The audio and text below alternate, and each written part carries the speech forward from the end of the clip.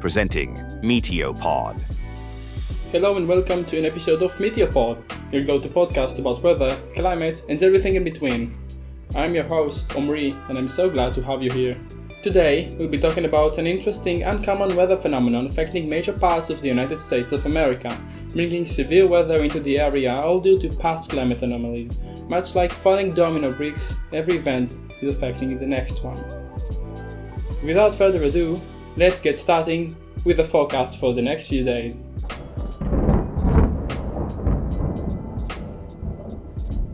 Enhanced risk of severe thunderstorms across parts of far southeast New Mexico and West Texas. Due to a peculiar weather system known as the Omega weather phenomenon, we'll read more about it later, excessive downpour is expected to hit the south and eastern parts of Texas and the surrounding broad area. On another note, some stormy weather is expected in the northeastern continuous US, with scattered thunderstorms and possible hail and/or gusty winds at New York, Massachusetts, and the surrounding area. What could be expected in this event? Severe thunderstorms, potentially with very large hail and wind gusts exceeding 70 miles per hour. And isolated severe storms will also be possible in parts of the Mid-Atlantic, Central Appalachians, Dakotas, and Florida. Stormy weather, aka thunderstorms, hail and gusty winds, are expected this evening into tonight across parts of the southern high plains. Isolated thunderstorms are expected in the northeast tonight into the overnight hours as the weather pattern moves eastwards. I gotta urge you again, please be proactive. Have multiple ways of receiving severe weather warnings and do not rely on sirens.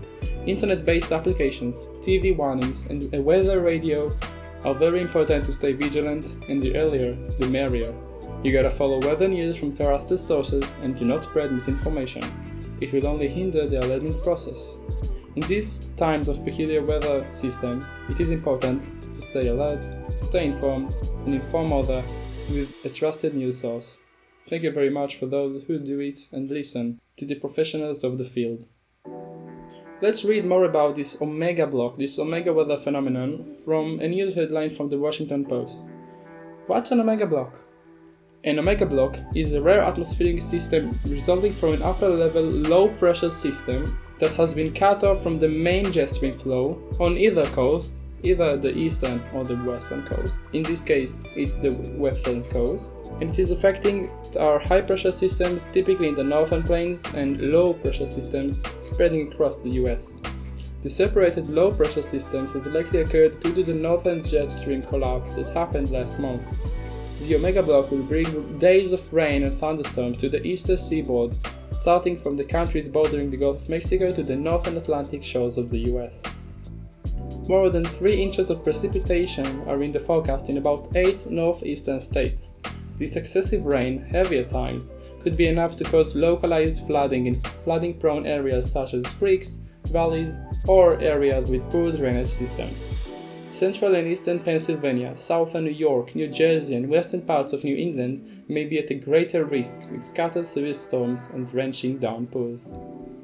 Despite the hazardous potential of the heavy rain and thunderstorms, some of the areas in Florida, Texas, and New Mexico could greatly benefit from this wet period, easing of the harsh abnormal drought conditions affecting them many weeks and many months. Now, when a plot of land is experiencing abnormal drought conditions for a long period of time, sudden heavy rain could make flooding much more severe. The ground is not used to soak enough water. When heavy rain downpours on an area, it could just accumulate instead of going into the ground. As paradoxical it may sound, it is true.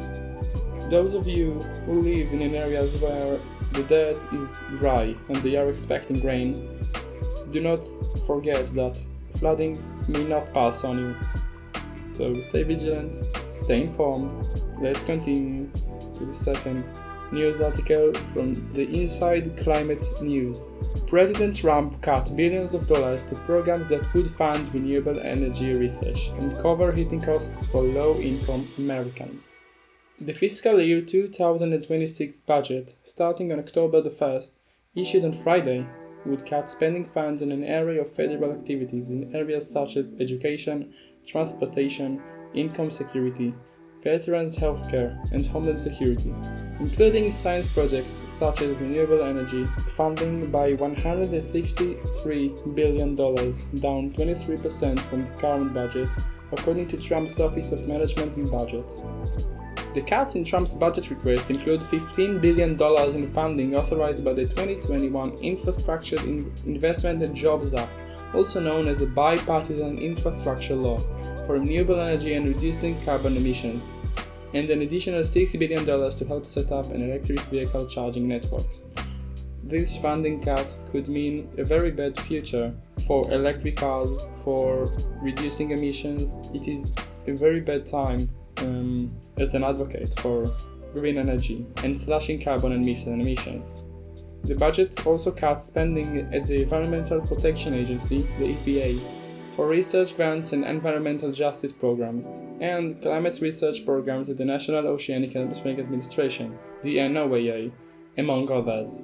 So, the environment would be less protected by the federal agency, and we will have less accurate forecasts and warnings before severe weather event.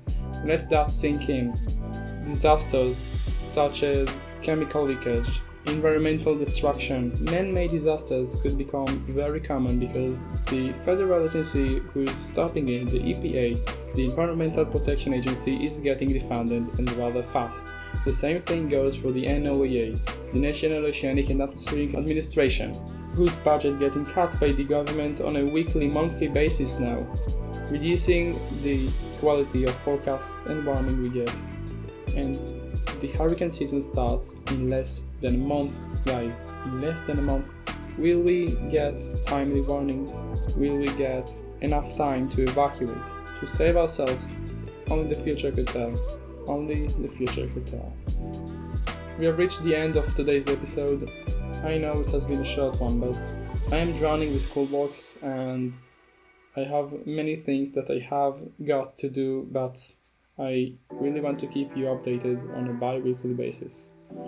And thank you for everybody who's been listening so far into this series of podcast episodes. I know I've been shortening them up, but I'm giving you only the best information, the relevant pieces of info that I found across the web, and I bring it to you because I care about weather, I care about the climate, and when the times chill out, when the stress calms down, longer episodes would ensue.